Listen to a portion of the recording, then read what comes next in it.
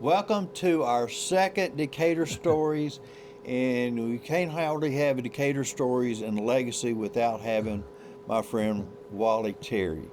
Wally Terry, whose name has been synonymous with Decatur for many years in the banking, in City Hall, in so many different civic organizations and everything, and we looking forward to having an hour or so to letting the Decatur community, those that don't know you, know about you and where you came from and so forth like that.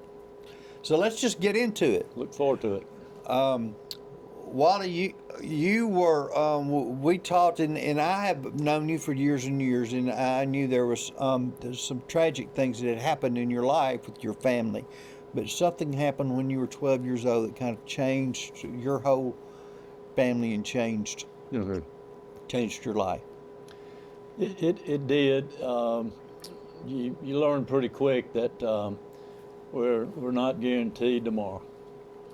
As a 12-year-old, I'm not sure I totally understood that, but it started a process of better understanding it and seeing God's hand in things, and that what He really meant for good in our lives. And that didn't happen overnight, but it's a part of the story. Dad was a war hero, and I really didn't understand it that way. I knew he had a Bronze Stars and Purple Hearts, and he served in World War II in the European theater, 4 or 5 major battles. I just didn't connect that. He was just my dad. I didn't, and he never talked about the war per se. And he gets out and gets married to my mom, a lady from Pulaski, Virginia, that came down to visit her brother, Doug Fisher. And life was good. And 1951, Mother's pregnant with me, and they send Dad to Busan, Korea. He was in the reserves. And so there was a guy that knew so much things that he couldn't talk about, you know. So within that 9-year period, he comes home and served two wars, and is fixing to have a child, and he's stationed overseas. But he comes home safe. He and the rest of the crew, guided by Steve Chandler's father, brought them all home, is a story in and of itself. And Dad was one of the first folks, when he came home from the war, in the pole climbing school that Calhoun College had. Wow. Okay, and they've picked that back up, and I learned that through the resurrection of that that you see out there now, the poles, how to climb poles. Yes. Okay, and with that, Dad was working for South Central Bell, Southern Bell, and et al. He's over the line crew, basically. And we moved around. I was born in Decatur, where Westmead Memorial Methodist Church. That road there is where our house was, and there wasn't anything behind it back, best I can remember. We lived there, and then we were transferred to Coleman, came back to Decatur. I got to go on 2 field trips to Montgomery because the year we went and came, there was 2 different semesters. So I got to do it 2 times that year, and then we went to Sheffield. And Sheffield is where Dad went home. He was going hunting one day with his brother, pulled a shotgun out and had a shell loaded in it that had not been properly taken care of, probably 5 years prior. Wow. One fatal mistake. And we moved back to Decatur then. That was in like 1963. And lived with Doug, my uncle, and Doug, my brother, cousin. And what a blessing to open a house up to take in a family. And we were there a year and a half or so. And they treated us just like we were when we were part of the family. But to this day, Doug is a brother to Rick and I. Yes. And always will be. So that event changed so many things, but life moves on, you know. And I had a mama that was beyond all mamas. Now I know a lot of boys are going to say that, and they love their mama. And my mother was special in her own right. But this community, Decatur, Alabama, took us in, and a lot of them were veterans. Okay, mothers clung to the VFW, the American Legion, and would go there, during different things, bingo and what have you. But that family, and she worked for Harold Michelson in Ellens, the first store to open in the Gateway Shopping Center. Wow. We moved them from 2nd Avenue to Gateway, But yeah, this community meant so much. I go from a 12-year-old to a 15-year-old, where I meet my future wife, Glenn, and then a couple of years later, we win the state championship in basketball. Yes. And life moves on. Yes. But that time that you mentioned, as I traveled the rest of this journey, I can see God's hand in so many things. Yes. But so let's touch briefly on you mentioned the basketball. You were on the state championship team, and we'll address that. But we can't tell us your story without telling the story of Decatur's as far as I know, only state championship we won in men's. In men's basketball. Yeah, in men's basketball. Yeah. And then the Decatur football won one the year before, the year after, or something, if I remember correctly. Right. And Austin won one in '69 and '72, I think. Yes, but different classes. So tell us a little bit about your experience with Coach Morris, what that meant to you and your teammates, and then we'll go to a break. Well, it was that time in the world, and was a time of, it wasn't all easy goings. I mean, there was the '60s, mid '60s, a lot of racial divide.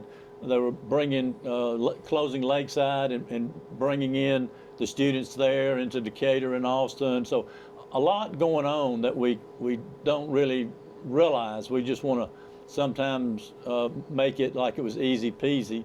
And for us, it pretty much was. Us, the kids.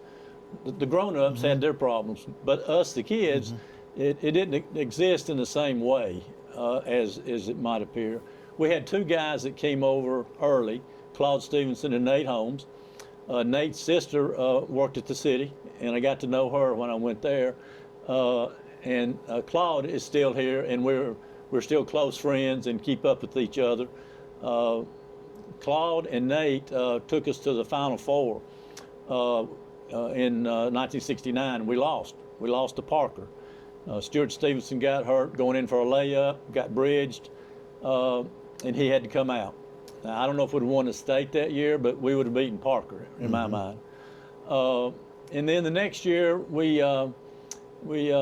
Coach Morris didn't let us forget that.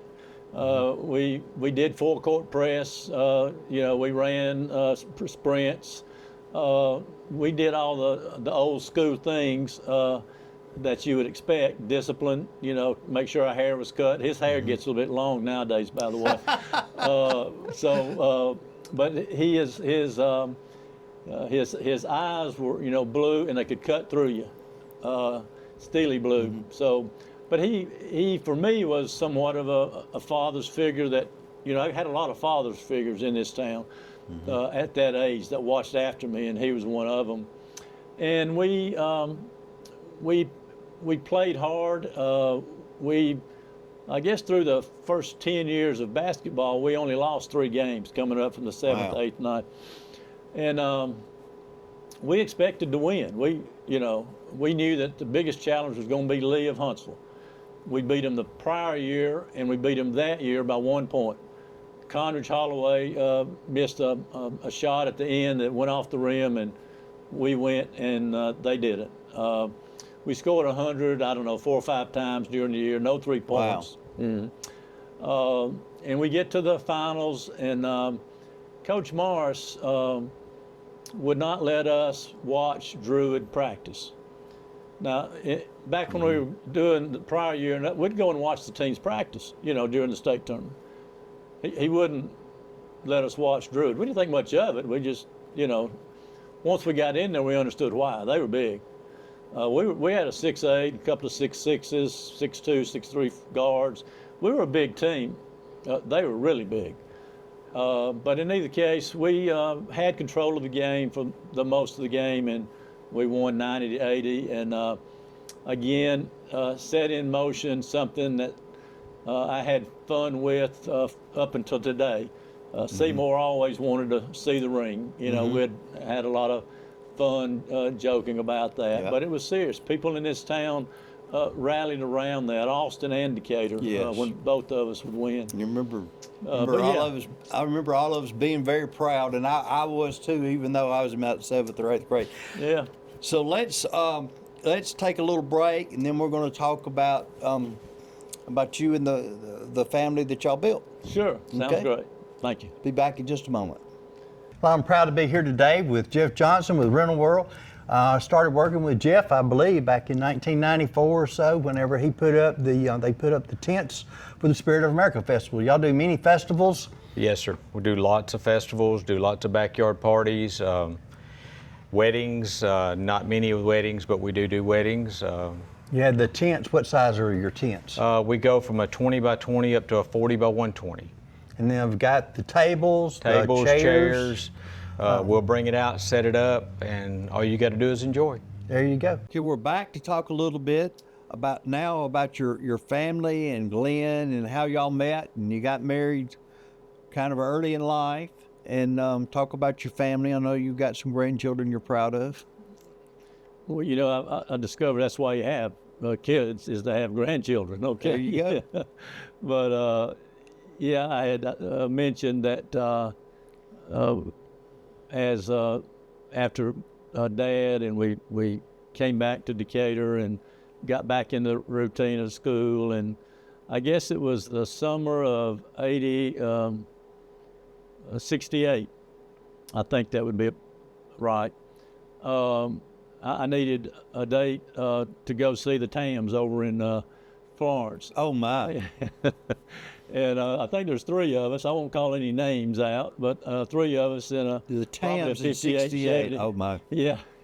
In the summer, I believe that's correct. She would have been 15, and I was 17.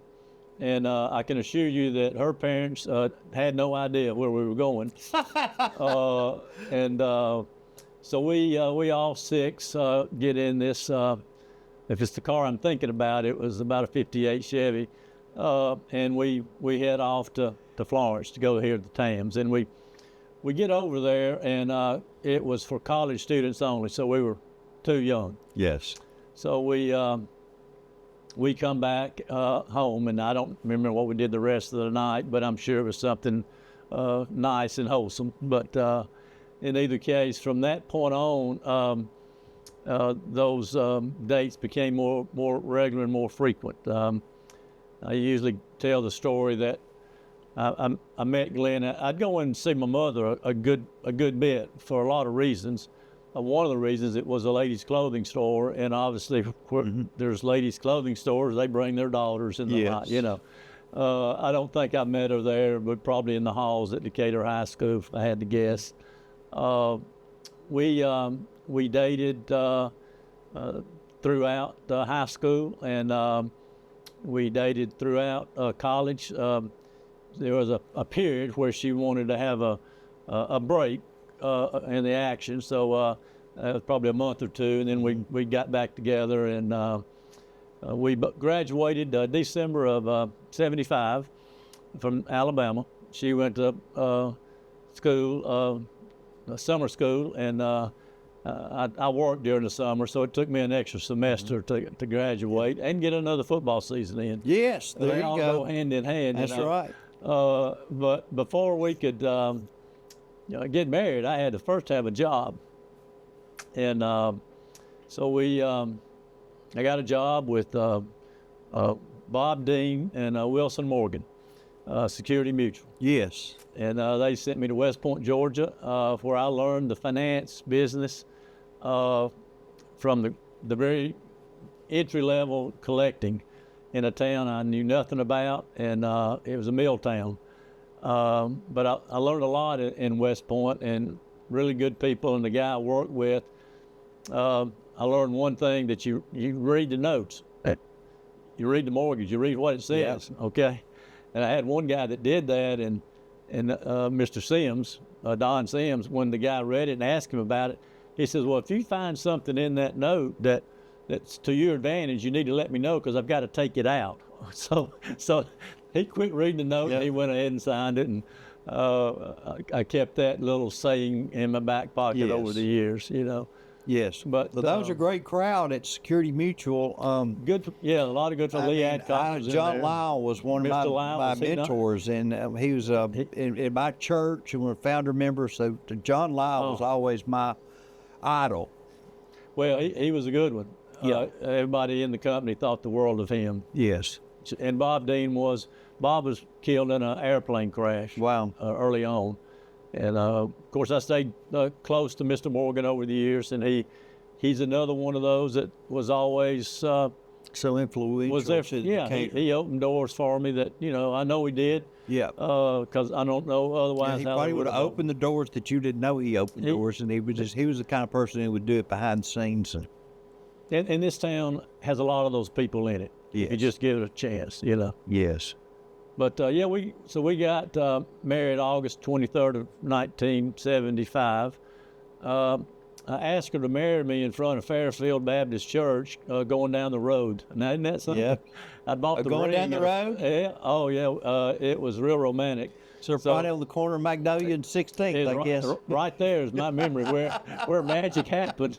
And we were dating for 6 years. It wasn't like it was a surprise. And so we go home and tell her mom and mine and the like. And so we get married, and I take her away from here and move to West Point, Georgia. And I think her mom and my mom were ready to kill you. Huh? They were. I know her mom was, but where are you taking my daughter? Oh yeah, well I took them to lunch one day. Instead of going to this, nice sit-down restaurant, it was a mobile home called Big Chick, and we ate chicken in the back of a car, kind of thing. That did not impress her mother very much either. But he had to manage the expectations. You had to, didn't want to expect too much. That's so, right. That's right. We laughed and continue to laugh about some of those memories. But that started. So the Shangri-La and Big Bob's and all that. Yeah. No, big lights. Yeah. Got a lot of time in Auburn with brother Ashwander and Barbara. I'd always pull in and see them and the like. I went to more Auburn games back then than I did the Alabama games. Wow. Going over to see the Ashwanders. So yeah. So it is kind of special to me because I go to Decatur Methodist now, and I see all of these people. Yes. And I'm kind of fitting how they fit in your life over the years. I've just known them always as Dr. Ashwander, right? And I've always known Doug Fisher is from the bank, yes, from back First National back in the day, yes. And his wife was a teacher, and at Decatur High School. So these people, I've known a lot of these people. I just hadn't really realized how they fit into your life until today when we're sitting down here, talking.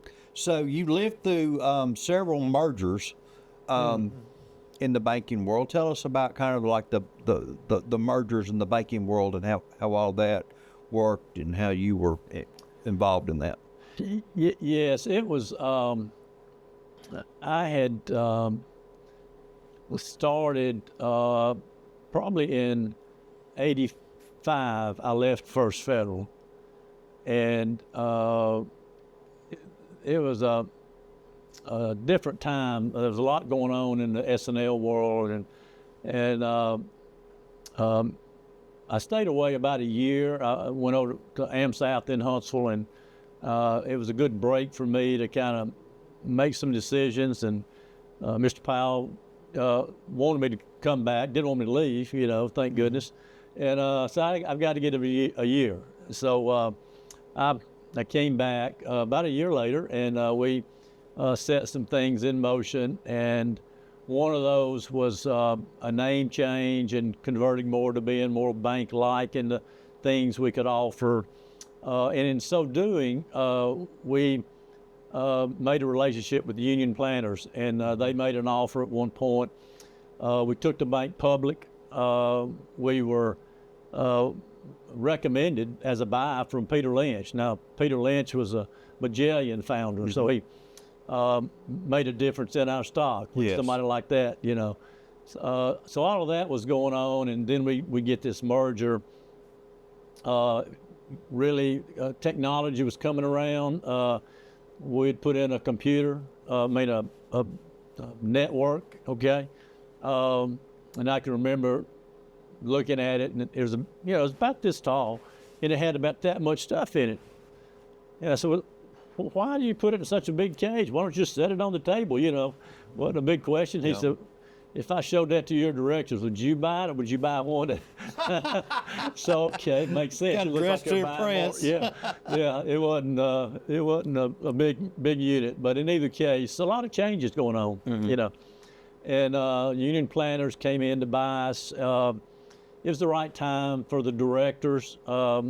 We had a board that was a great board. We had a lot that was aging out, and there wasn't really a transfer of, what they wanted to do. And it was the right time probably, but it was tough from an employee standpoint, and I learned a lot about what to say and not to say when you're going through a merger. Never say nothing's going to change. Yes. Okay. Because you don't have a control over it like you thought you did. And they were everyone I've been involved in a few. First thing out of the mouth, well, nothing's going to change, and their intentions really for nothing to change, but it's strategically it's not a very good. It's just inevitable as other people get involved that you don't But really it's have control of. the impact on the employees was something that, and for me, I never intended to be in a boardroom. I just tell you, that was never a plan of mine. I enjoyed being with the people. It was all about the people, personally. And in a bigger picture, you want to get something done. Well, I didn't have any money. I mean, so I couldn't be, influential. I didn't have any power of any other kind. I mean, so I had to learn how to help the people be a voice when they didn't have a voice, and listen to them. And through mergers, there was a lot of that went on that you learned, that they would tell you and trust you, Yep. and all kind of things. And that trust, I hold so today dearly. I had a conversation today with an individual, and it was all built on trust. Yeah. And if you ever lose that trust, you might as well hang it up. That's right. Okay? So, That's right. And it gets challenged sometimes. Yes.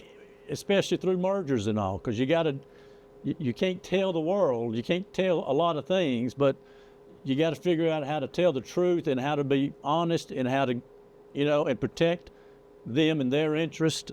So the first one, I learned a lot, and it wasn't bad, but bad things happen for some people, that their jobs are no longer there and the like.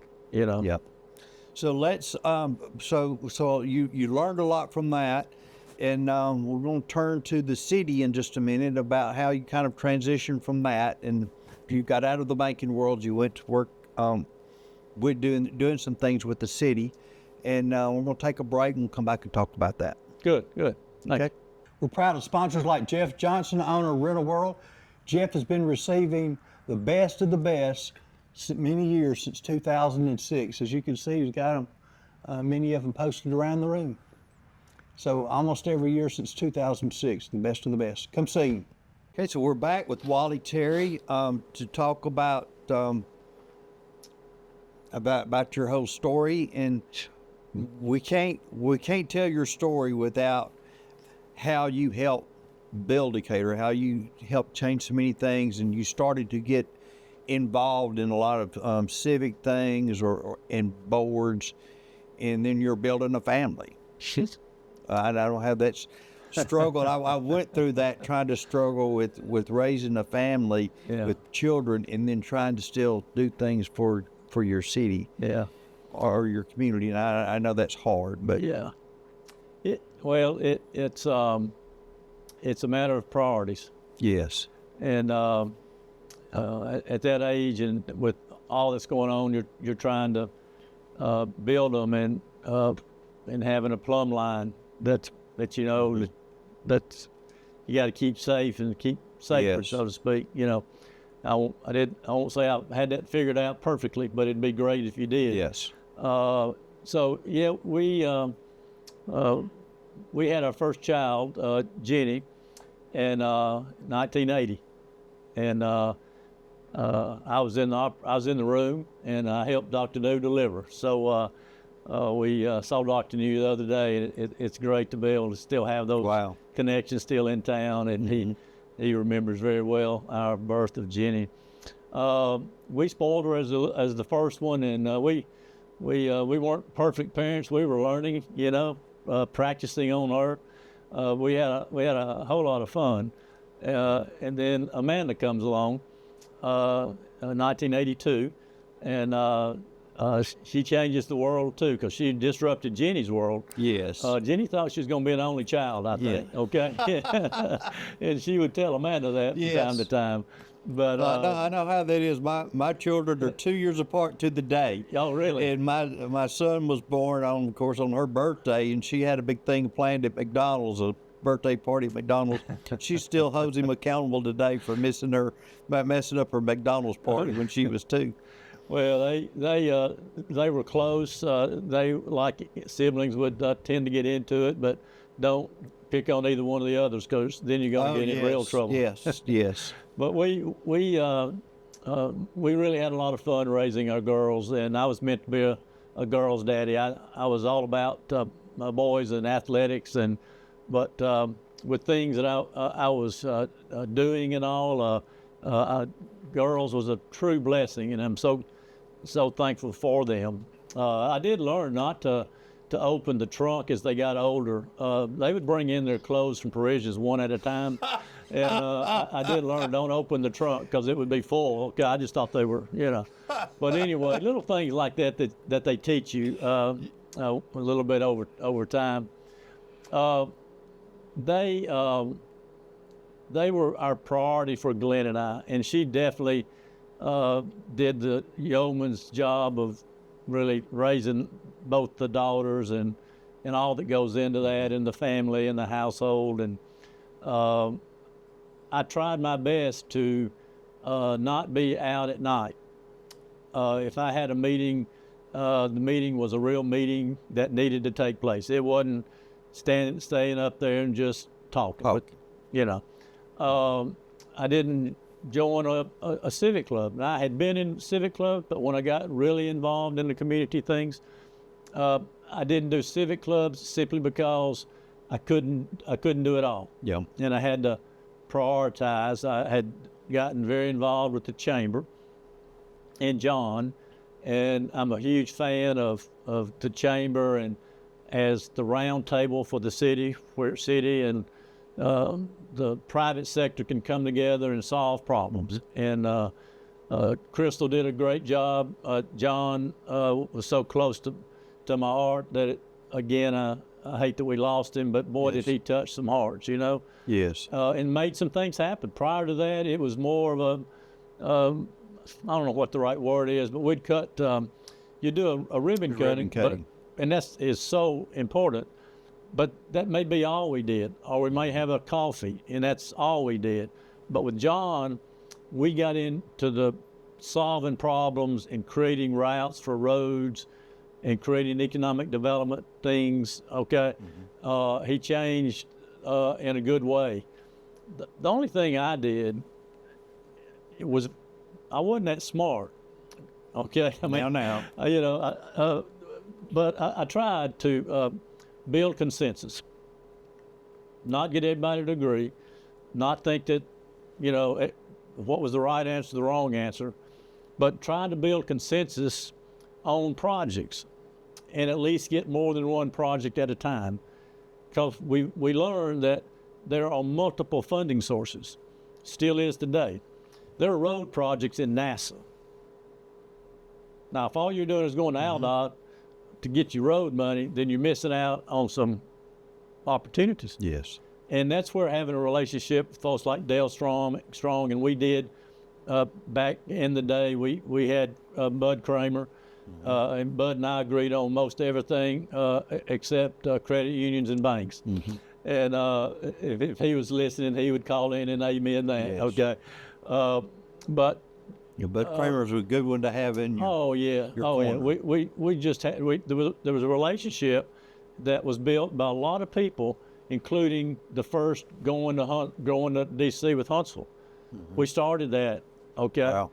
and it wasn't about either city. And if we think that we're going to outdo Huntsville in being able to build, Yes. you know, And so I remember Bill Jukes impressing that upon me Yeah. in the many years that I worked with the mayor, and to tell me about how important it was and different whenever all these communities were working together to get something. So many communities across the state, he felt, there was so much jealousy or whatever oh yeah, yeah. between the communities Yeah. that they couldn't come together and get one thing. They're all going to their representative to get the what, you know, Decatur's trying to get what Huntsville has, or we didn't have that.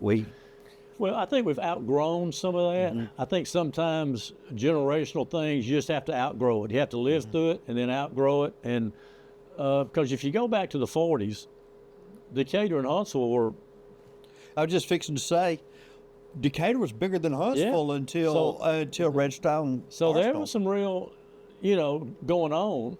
And then obviously Huntsville grew. That river, I challenge you, is bigger and wider than it looks.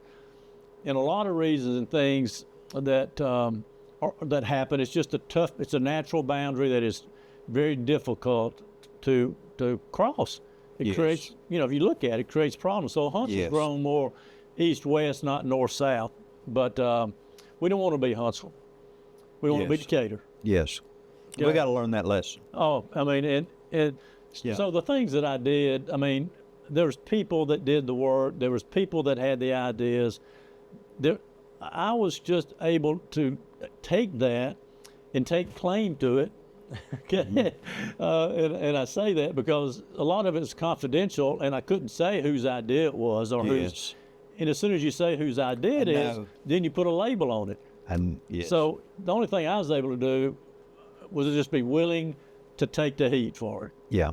You know, it's the right idea. And you were in on or helped start many great things. The Decatur Morgan Hospital, the Dragon Boat Festival, Oh, that was which I cool. love so much. Yeah, And that one thing says more about the city. Okay, and it was somebody else's idea. I didn't, you know, I mean, it came to a class reunion. They were doing it in Montgomery. And Glenn and I go to Montgomery to see it, and I'm looking at it and you go, well, this is a no-brainer. yeah, We got a better site. We didn't have anything on the bring it river. to Decatur in your own mind. And now I've you seen go- that so many you go out times with there. different things. It's the best of Decatur. Oh, yes. It's ever race, nationality. It's you know, Yes. the year they kicked Barrett off of the Decatur Daily Dragon Boat team, I knew we had succeeded. And it was the funniest thing. I mean, you know, and it was all in good spirit. But Yes. yeah, a lot of good events. But it was Larry Payne did the heavy lifting on that. I mean, Wow. you know, and Trudy, Mm-hmm. of course. And you're chairman of the board at the hospital now, or? That's correct. And we've got a great board. I mean, I wish I could call the names. I'm bad with names, Yes. and I'll forget somebody. A great board. I went through mergers, and when I look and see what Decatur Morgan has been going through, and I was involved through the foundation a little bit with the hospital, they're going through mergers of a different kind, but other hospitals, very Yes. similar. And so our challenge is to believe in Decatur Morgan Hospital like we did when it was just Decatur General. That was Yes. our hospital. Yes. Well, this is still our hospital. And as long as we in this city and the nurses and doctors and we represent them in that manner, then we will have a world-class hospital, even though Huntsville is doing heart surgery. We don't need to do heart surgery Right. in Decatur, you know. So trying to parse out what's the right thing to have in the city, and then what do we need to have 30 minutes Yeah. away. That's where we Yes. are, and I thought I might It could. kind of gets back to the whole thing that we were talking about earlier, that we don't need to be Huntsville. We need to do what things we can have. I mean, I know whenever I had my heart stuff, that I knew what heart stuff I could have done here, and I knew what heart stuff I was going to have done in Huntsville. Right. And if something happened to me here, they were going to get me to Huntsville. Oh, but you can't do it all. You can't do it all. especially for a city our size. There's people in other cities that drive a lot further than we do yeah. to, now we've got to fix the traffic thing, Yes. and get where we don't get delayed. But yeah. Kelly is Kelly Powers, the CEO at the hospital, is so well thought of within the community, within the hospital. I mean, she's done such a fabulous job since she's been there. So we're fortunate to have really good people across the segment. But we need people involved in letting us, the hospital, know what services we need here. Not that we just want, that we need and that we can support, and make sure we do it. So I picked up where David left off, and he passed. It was a huge hole,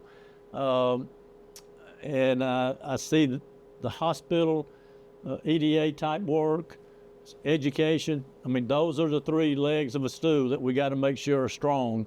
Yep. And I was off of most boards, but I did stay on that one. Well, that's great. Let's go and let's talk about how you kind of transition from the banking from banking to the city, and what you when you first wind up working for the city. I remember with my involvement and everything else, and whenever I saw that you were doing that, I was like, that's perfect. Because I had thought, there was people that we needed in as mayor during some of those times, is all I'll say.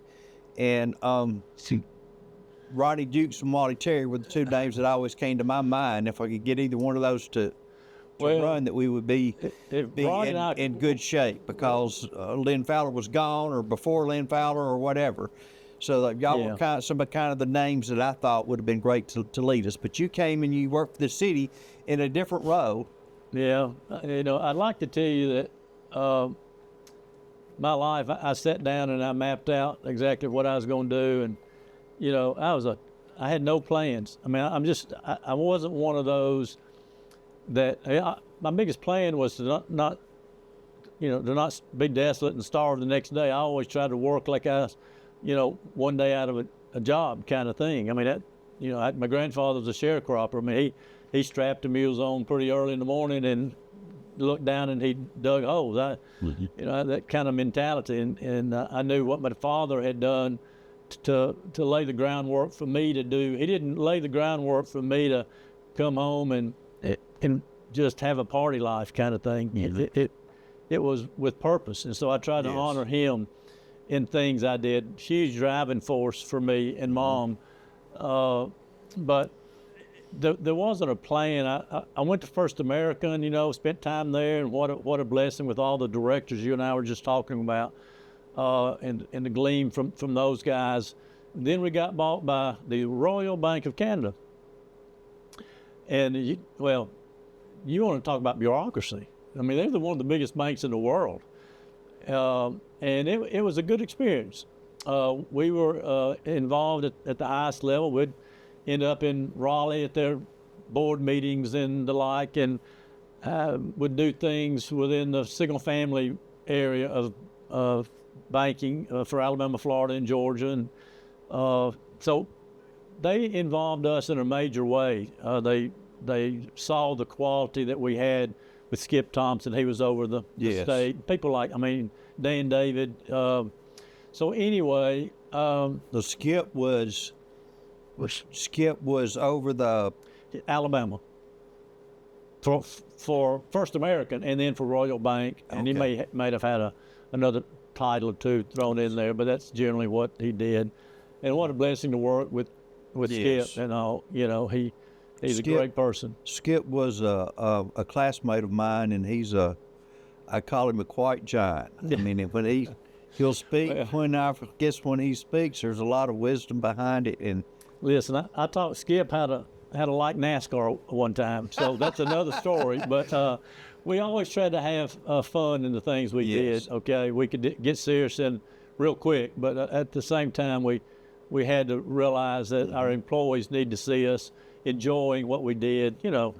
But all good things come to an end, and the stock market, the bond correction, the whatever you want to call 2009, they informed Skip, and I told Skip that if he wasn't going to be there, that he better take me. yeah, They didn't need us anymore because Yeah. it was in a bad time correction for the real estate world, and so we left, and I think that was around 2010, and I created a little company. It's a WT LLC, real creative name, right? yeah. And got my real estate license, and I never had a listing, never sold it, never used it, and in that time, Don Stanford was mayor, and he and the council wanted to know if I'd come help. And I don't know what I was thinking. Obviously, I wasn't. I said yes. And so Don was such a kind person for me. I mean, he allowed me to do whatever You needed to do. I needed to do, and he trusted me in that. And we created, and I say we because he knew everything I was doing. I wasn't involved in any personnel decisions. That was my only request, is y'all handle that. And a lot of people thought it was a city manager, that I was part of that, or I wasn't, had nothing to do with that.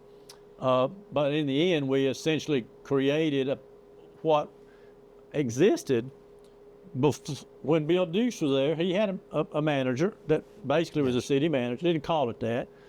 His name, it slips me. Park and Rec's father, Allen. Jack Allen. Jack basically was the CFO communicator. He basically was doing what I was kind of doing, but not. I wasn't over the. Yes. But he did a lot of communication within the directors and all. Okay. Before him, it was Sid McAnally's grandfather. So Decatur has a history of having somebody, name it what you want to name it, but tied all the pieces together for the mayor, so the mayor didn't have to get as deep in the weeds. Yeah. Okay, and then that's what he allowed me to do. It allows you a chance to talk to try to develop things. So you talk to people that you think can build something here or grow here or would be great here. Or and there wasn't any dramatic changes. The daily ask, what are you going to change? And so, hopefully nothing, because I'd worked with Jimmy Brothers a lot. I knew the quality of the people was really outstanding. Yes. Okay. All we did was know that we could make decisions. They could make decisions, and if they weren't comfortable, I would make the decision. But we just talked a lot about that over the first year or so, and got them having confidence that I would, be there with them, and nothing dramatic. Just the people in the city, and the people at First American or wherever really wanted the same thing. They just want to know that there's somebody there that will be with them, that has their back, that will support them. Yes. And hold them accountable. Now, a lot of them don't be held accountable, but they need that. And so that was the commonality of city government and the other. Now, the part that's bad that I never did like, but they treated me fair, was being in the press. Because I could go to my board at the bank, and I could and we could create whatever it was we needed to do. You can't do that in the city. No. And the private sector doesn't understand how tough that is. And it makes you look stupid sometimes because you have to do it in public. And I asked one of the folks at First American. I said, well, how would you look if you had to do this? I use an example of, say, in public.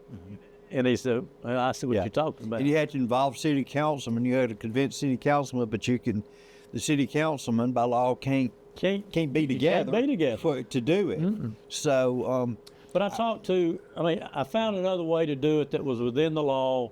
We talked. I would go and talk to each councilman. It took more time, took more effort, but I tried to do that to the best I could. And so it was. I really enjoyed. I don't the think city people understand that part of the time thing, and like you said, to sit down and really push an idea with someone. If it took an hour to push it with the city councilman, that wasn't an hour. That was 5 hours because you had to do it basically with each city councilman. I remember going into your office one time and we were talking about it. I can't remember if I was just up there or you asked me up there or whatever, and we started talking about stories. You thought it would be a great idea to have on the internet or whatever. We need to push Decatur stories. I think Positively Decatur essentially took that kind of thing. But this is kind of what Decatur Stories is doing on a video type thing. That's what I'm trying to do. More visual. Yes, that's what I'm trying to do is the more visual thing because it's a little different than 5 or 6 lines on Facebook or whatever. So that's what I'm trying to do is provide something. No, it's if we don't tell our story, when you have an idea, or you have a thought, you can't just say it and think people heard you or remembered. Yes. You got to say it multiple times over in 3 or 4 different languages. Exactly. And it's like if I don't know how many pink Cadillacs there are until I buy one, then everybody's got a pink Cadillac. But Jimmy Smith, he used to have a saying that, so Miss Smith, what can I do anything for you? Just be my friend. He was consistent on that. Oh yes. So let's take a little break, and then that's what we're going to kind of finish up with, is the men that had such an impression on you, and that's what you and I've talked about before this show, about all these different people in Decatur that have meant so much to you and to kind of form your story. Okay. We'll be right back. If you're moving, you got to come see Jeff at Rental World because this is the best of the best. Tell them how this thing works, Jeff. It has a kickback wheel, so you can release it right here, let it down so that it'll hold your item once you get it tilted back. Has straps to hold it on, so you can ratchet it in and keep it in place. Very handy. Holds up to 1,200 pounds. So welcome back for one of our last segments here. But you and I've talked about this many, many times, and you couldn't have done what you've done without the close relationship you've had with people. My story, mine was Bill Jukes. I had a very close relationship with Bill Jukes and many other men that helped me along the way, that helped kind of guide me.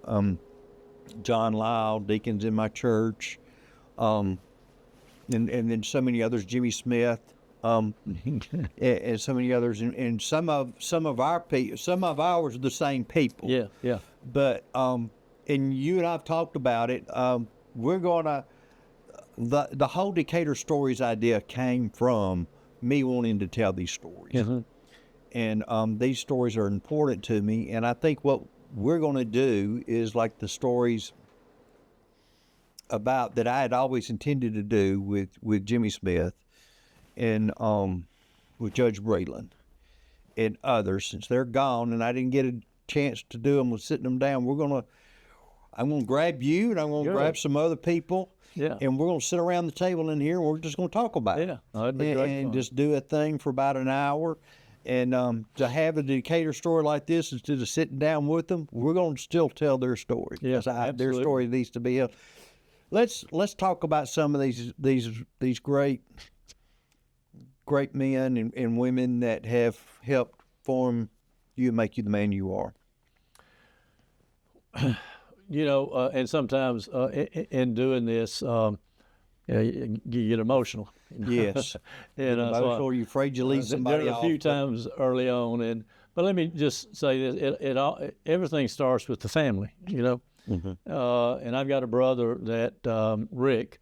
He goes by Rick now. It was Ricky, and now he's Rick. So I told him, well, now I was Wally, I'll be Wall. Wow. You know, but my brother Rick could not ask for any better brother.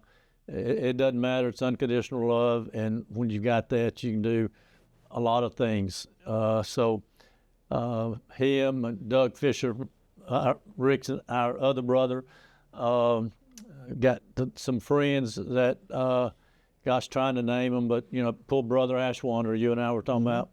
You know, a lot of people think he's really a brother, you know, in the ministry, that doesn't know him, you know.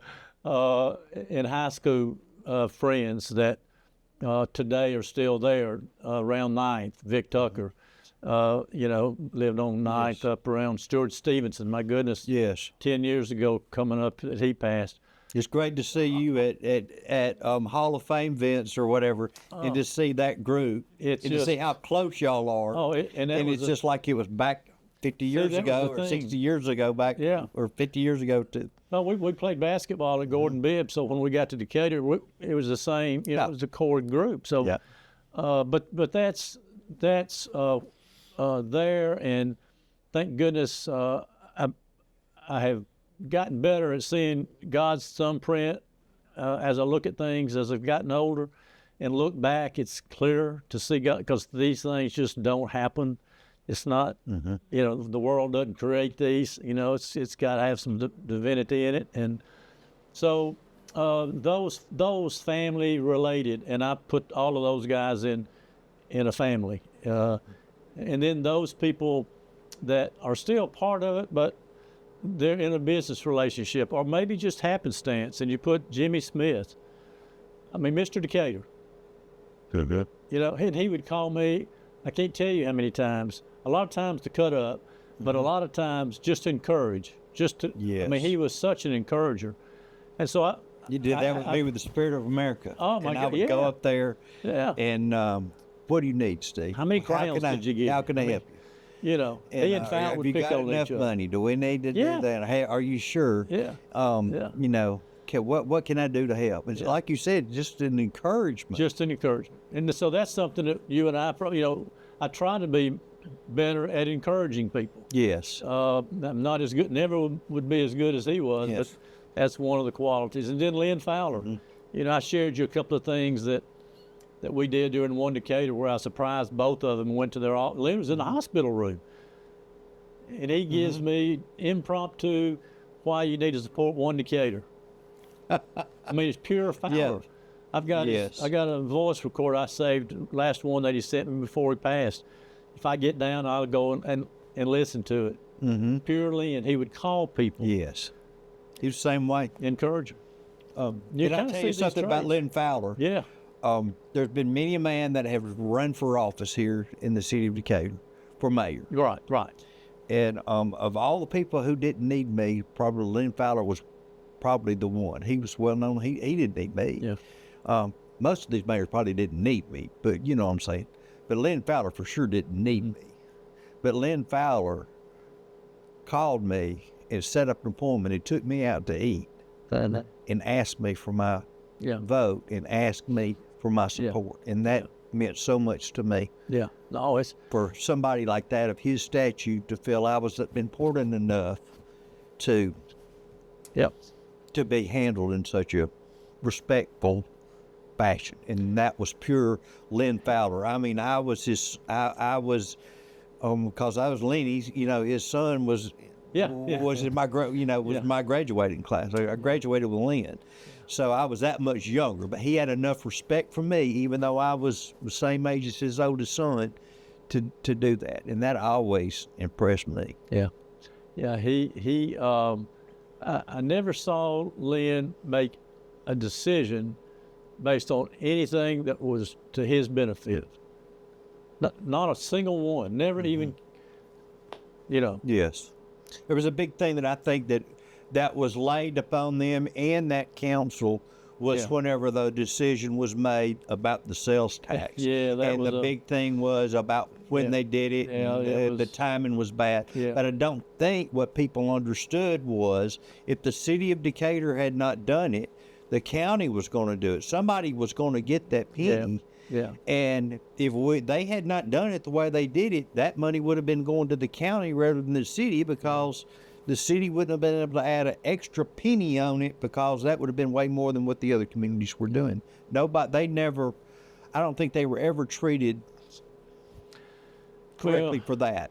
I don't think people understood that. Of all the mayors that I was fortunate to work with, and while we can't agree probably with all the things that each one might have done or stood for, every one of them had Decatur's best interest at heart, Yes. to a T. Yes. I saw them when the worst times of the worst times for all of them, like you're talking about, and they had Decatur's best interest. Did they make the right decision at the time? Well, history writes that story. Yes. They made the best decision that they could, but they Yes. had Decatur in Based heart. on the information that loved they had at Decatur. the time. Every one of them, Yes. still do. Yeah. Yes. But John Cook's one that our paths crossed. I worked for Cook's Pest Control for a couple of years before I went to First Federal, and I learned from Mr. Cook how to celebrate and be a Christian and still be a business person. And he and Miss Cook, and not necessarily in words, but in deed, and how they actually ran and treated folks and the like, him, Jim Aycock, George Yes. White, they were all. So being in that environment meant a lot to me. I was only there for a couple of years.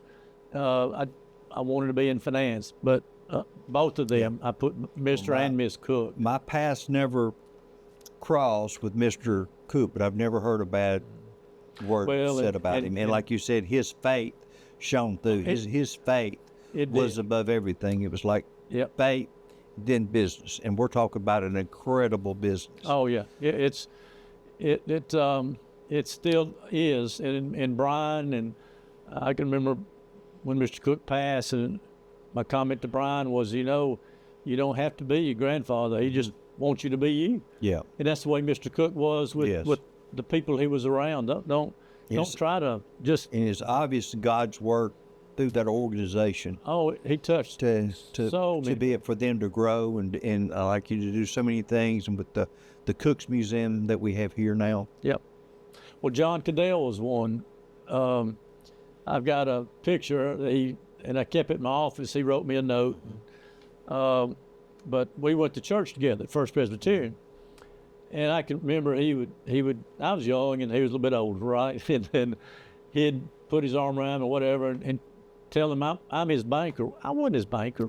I mean, he had a lot more high level Yes. than this kid, But he gave me his seal of approval. Yes. And so, I try to do that we got to bring the young folks along with us.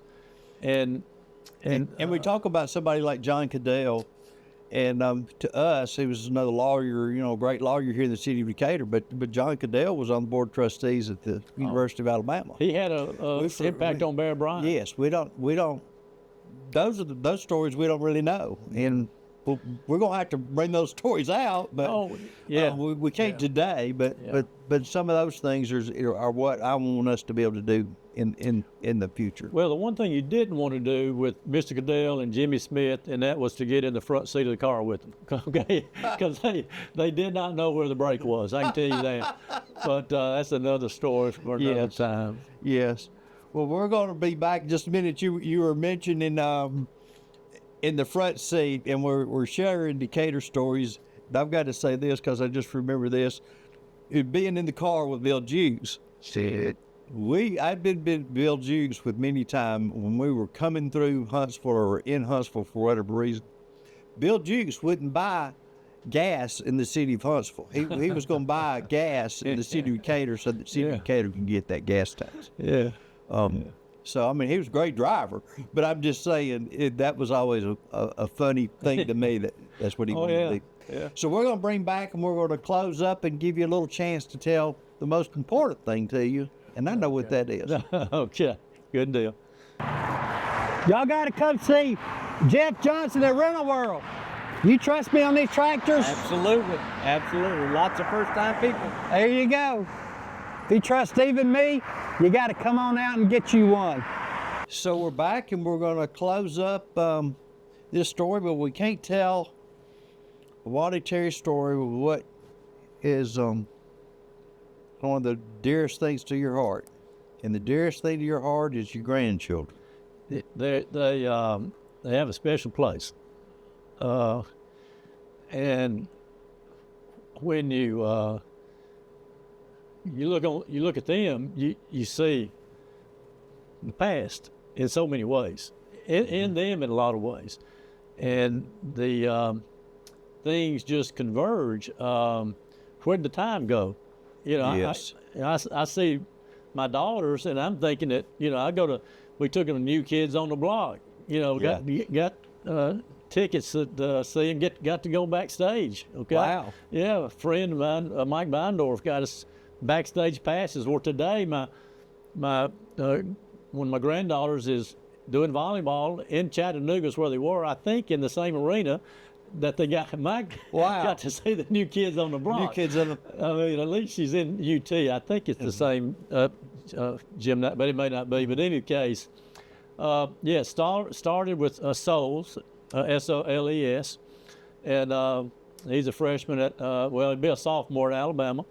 I'm not sure we got to test his DNA. He made the dean's list last semester, and I'm not sure how that happened. We're still investigating that. But Souls was the first, and then along came Wallace. And to have, you know, that name sitting out Yes. there always brings a choke up to you. Yes. But he's 6'2", Wow. and or so. I'm not sure what it is right now, but he's a big kid with a big heart, and he's going to the other place. The other place. He's going to Auburn, and I know he's going to have a big freshman year and the like. So I'm proud of him going to making his choice. Yes. And he's doing it the right way. Then I we remember had, seeing you give something. to You Auburn? gave him something with Lloyd Nix. Yeah, I did. Gave him one of Lloyd's Auburn. Lloyd gave me his Auburn pin he had on his coat at the board meeting one day at the bank, and I always wore it on the inside of mine, right here close to my heart. That's what I used to tell Lloyd. So when Wallace graduated, we gave a little pinning ceremony and pinned Lloyd's That's great. Auburn pin on him. It's great. But he's still looking for his brick down there at Auburn. He's got one at Alabama. Maybe he'll find it one day. There you go. And then we had Louisa. She's Amanda's daughter. She's the oldest daughter. She's a senior down at Houston Academy in Dothan, and looks a whole lot like her mama. She's kind of hard-headed like her mama sometimes, but. And then Emma Glenn, and that's got a hyphen in it. Wow. Okay, she has a young one. She would correct a teacher or somebody if they didn't put a hyphen or didn't say you hyphen. go.